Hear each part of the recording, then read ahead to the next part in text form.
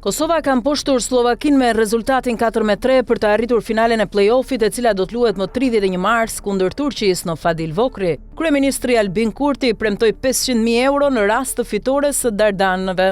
Ky premtim bëri që kryetari i Prishtinës Përparim Rama të ironizoi Kurtin. Qiti paret kryeministër Albin Kurti, shkroi Rama në Facebook. Fitoria e kombëtare së Kosovës ndaj Slovakisë do të shpërblehet edhe financiarisht nga institucionet shtetërore. Ministri i Financave dhe Transfereve Hekuran Murati ka bërë të ditur se qeveria do të procedojë me vendimin për ndarjen 500.000 euro për Dardanët. Në një njoftim të publikuar në Facebook, ai theksoi se me kërkesë të kryeministrit Albin Kurti, vendimi për ndarjen e 500.000 eurove do të jetë gati për miratim në mbledhjen e radhës të qeverisë të hënën. Me kërkesë të kryeministrit, vendimin për ndarjen e shpërblimit prej 500.000 euro për fitoren e mbrëmshme të Dardanëve do ta kemi gati për miratim të hënën në mbledhjen e qeverisë, ka shkruar Murati. Ky shpërblim vjen si vlerësim për suksesin e madh të kombëtares së Kosovës, e cila me fitoren e fundit ka bërë një hap të rëndësishëm drejt objektivëve historik në arenën ndërkombëtare. Në finale, e cila do të zhvillohet më 31 mars, Kosova do të përballet me Turqinë në stadiumin e saj Fadil Vokri.